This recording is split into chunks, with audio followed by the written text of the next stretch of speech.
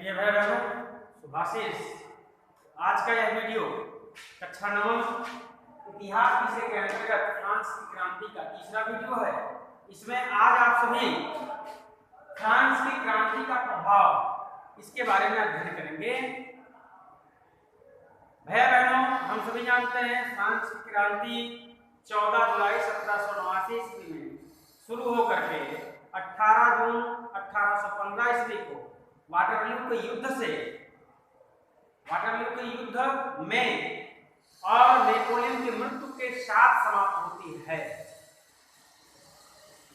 तो भाई बहनों, इसमें जो क्रांति का प्रमुख कारण था, कारण आपने इसके पहले के वीडियो में पढ़ा। वास्तव में मूल कारण था राजा और पादरियों का अत्याचार, चर्च का अत्याचार, पोप का अत्याचार, जनता का ध्यान न देना, राजा की निरंकुशता, राजा के दैवीय शक्ति की प्राप्ति या दैवीय शक्ति, राजा की दैवीय शक्ति का प्रतीक मानना, समाज और राजा स्वयं को अपने को देवता का प्रतिनिधि मानता था, देवता मानता था, राजा के दैवीय सिद्धांत का पालन करना था। तो इस नाते से ये सभी जब किसी व्यक्ति को अधिक अधिकार मिल जाते हैं तो वह निरंकुश हो जाता है, स्वाभाविक है। अगर उसमें ज्ञान नहीं है, विवेक नहीं है, तो वह निरंकुश हो जाता है। इसी प्रकार से फ्रांस का राजा भी निरंकुश हो चुका था। जनता अत्याचारों से ग्रस्त थी, जिसके परिणाम स्वरूप क्रांति हुई। और क्रांति के परिणाम स्वरूप फ्रांस में क्या हुआ, इसके बारे में हम इस टॉपिक पर चर्चा कर रहे हैं। तो फ्रांस की क्रांति के फलस्वरूप जो फ्रांस पर प्रभाव पड़े और फ्रांस की क्रांति के परिणाम स्वरूप विश्व पर भी जो प्रभाव पड़े, उन दोनों प्रभावों की हम चर्चा करेंगे। तो फ्रांस की क्रांति के परिणाम स्वरूप दो प्रभाव दृष्टिगोचर होते हैं। पहला फ्रांस के देश में और दूसरा फ्रांस से बाहर यूरोप में या विश्व में। तो दो प्रभाव, पहला फ्रांस में प्रभाव, फ्रांस में जो प्रभाव हुआ तो पहला हुआ निरंकुश राजा के शासन का अंत, अर्थात बोर्बो वंश के निरंकुश राजा का अंत या बोर्बो वंश का अंत, बोर्बो वंश का अंत वर्षों से चली आ रही और बोर्बो वंश के अत्याचारी शासन पद्धति से और समाज को मुक्ति मिली, उस शासन पद्धति का अंत हुआ। लुई 16वें और उसकी पत्नी मेरी आंतोइनेट को फांसी दे दिया गया 1793 ईस्वी में। 1793 ईस्वी में मेरी आंतोइनेट और यानी लुई 16वां और उसकी पत्नी मेरी आंतोइनेट जो ऑस्ट्रिया की राजकुमारी थी, इन दोनों को फांसी दे दिया गया, जिससे बोर्बो वंश ही समाप्त हुआ। राजा का शासन नहीं समाप्त हुआ, बल्कि बोर्बो वंश समाप्त हो गया और जनता उसके अत्याचारों से मुक्त हुई, स्वतंत्र हुई। दूसरा आता है फ्रांस में नवीन संविधान का निर्माण।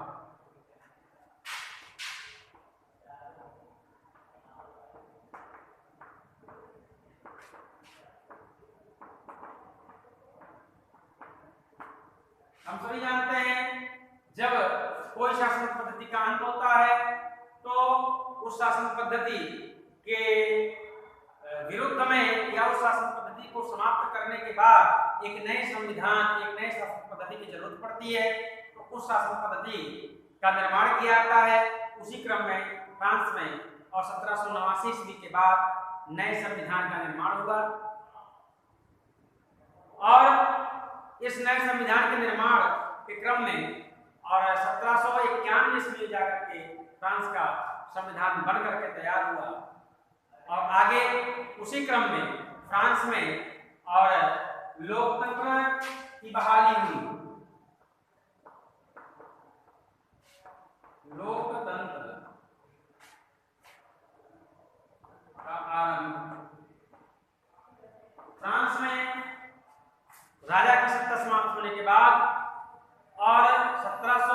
ईस्वी में 10 मौलिक अधिकारों की घोषणा की गई। उस 10 मौलिक अधिकारों की घोषणा के साथ फ्रांस में जनतंत्र की स्थापना हुई, अर्थात जनता के अधिकारों की स्थापना हुई। उसमें मत देने का अधिकार भी था और उसमें जो जन्म से और राजा और जो पोप थे उनके अधिकारों की समाप्ति थी, जो उनको जन्म से अधिकार मिला हुआ था। ऐसे अनेक अधिकारों की घोषणा की गई, उसमें 10 अधिकार मुख्य रूप से थे। तो इस प्रकार से इन 10 अधिकारों की घोषणा के साथ फ्रांस में और लोकतंत्र की स्थापना हुई, लोकतंत्र की बहाली हुई। इसके बाद लोक कल्याण को बढ़ावा। जब फ्रांस में लोकतंत्र की स्थापना हुई, एक नवीन शासन पद्धति की स्थापना हुई, तो फ्रांस में लोक कल्याण कार्यों को बढ़ावा दिया गया, जैसे पुल बनाना, सड़क बनाना, कृषि के लिए सिंचाई तकनीकों की व्यवस्था करना। ऐसे अनेक लोक कल्याण, जन कल्याण के कार्यों को बढ़ावा दिया गया। जनता को रोजगार देना, फैक्ट्री स्थापित करना, आवास देना, ये सब का कार्य प्रारंभ हुआ। और कुलीन तथा सामंत वर्गों के अधिकारों की समाप्ति। जो कुलीन वर्ग थे, सामंत वर्ग थे, पादरी वर्ग थे, इनके जो जन्मसिद्ध अधिकार थे, इन जन्मसिद्ध अधिकारों को समाप्त किया गया। तो मैं लिख नहीं रहा हूँ, 3 ही लिखा हूँ, लेकिन ऐसे अनेक हेडिंग आपको किताब में मिलेंगे, मैंने भेजा भी है, उसको आप लिखे होंगे। इसके बाद में जो विश्व पर प्रभाव पड़ा, वो विश्व पर प्रभाव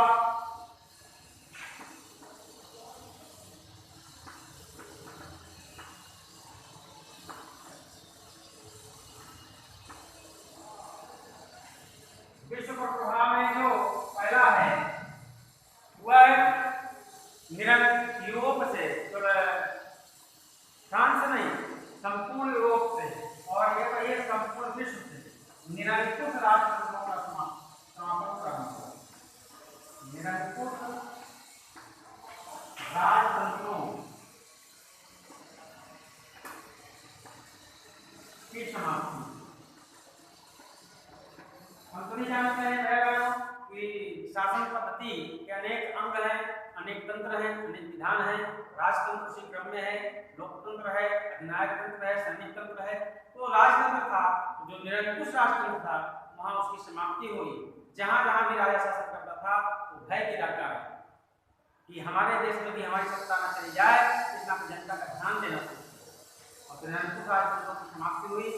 क्रांति क्रांति से लोग प्रेरणा दिए और प्रेरणा लेकर के अपने देश में राष्ट्रवादी विचारों के साथ और आंदोलन किए, क्रांति किए। इसके परिणामस्वरूप अनेक देश हुए और वहां लोकतंत्र की स्थापना। इसके बाद अनेक देशों में उपनिवेशवाद का अंत हुआ। ऐसे अनेक उपनिवेशवाद, अर्थात जर्मनी के द्वारा और अमेरिका के द्वारा, ब्राजील के द्वारा ऐसे अनेक जो है छोटे छोटे देश गुलाम बनाए गए थे। ब्रिटेन के द्वारा ऐसे अनेक छोटे छोटे देश गुलाम बनाए गए, जैसे अपना देश भारत ब्रिटेन का गुलाम रहा, ऐसे गुलाम बनाए गए। तो ऐसे निरंकुश और उपनिवेशवादियों की समाप्ति हुई। उनसे लोग छुटकारा पाने के लिए, उनके शासन से छुटकारा पाने के लिए और उस देश के लोगों ने संघर्ष किया, क्रांति किया। इसके परिणामस्वरूप उपनिवेशवाद का अंत हुआ। स्वतंत्रता, समानता और विश्व बंधुत्व, ऐसे अनेक यहाँ गिनाए जा सकते हैं। स्वतंत्रता, समानता और विश्व बंधुत्व की स्थापना हुई संपूर्ण यूरोप में, संपूर्ण यूरोप में नहीं, संपूर्ण विश्व में। और स्वतंत्रता, समानता, विश्व बंधुत्व की भावना की स्थापना के लिए प्रयास किए गए। जनता जागृत हुई अपने अधिकारों के प्रति, अपने कर्तव्यों के प्रति, और अधिकारों कर्तव्यों को जान समझ करके और अपने देश को आगे बढ़ाने के लिए और विश्व बंधुत्व, आपस में भाईचारा, और संपूर्ण विश्व हमारा परिवार है, ऐसा भाईचारा का भाव उनमें विकसित हुआ। स्वतंत्रता का भाव विकसित हुआ। समानता की सभी समान है, ना कोई ऊंच है, ना कोई नीच है, ना कोई अमीर है, ना कोई गरीब है। तो ऐसी भावना का प्रसार प्रचार हुआ और संपूर्ण विश्व में इस भावना के फलस्वरूप अनेक देशों ने अपना विकास प्रारंभ किया। वयस्क मताधिकार, जन कल्याण की भावना, सभी देशों में वयस्क मताधिकार और जन कल्याण की भावना विकसित हुई। इसके साथ शासन, जैसे राजा थे, राजतंत्र था और अनेक राजा अपनी शासन व्यवस्था में फ्रांस क्रांति के भय से और सुधार करना प्रारंभ किए कि जनता हमारे राज्य की भड़क न उठे। अगर भड़क उठेगी तो हमारा जो तंत्र है, हमारी जो व्यवस्था है वो समाप्त हो जाएगी। इस भय से भी जनता के प्रति लोग जागरूक हुए, राजा जागरूक हुए, उनकी चिंता करने लगे। तो इस प्रकार से फ्रांस की क्रांति का जो प्रभाव पड़ा केवल फ्रांस में नहीं, यूरोप में ही नहीं, पूरे विश्व में पड़ा।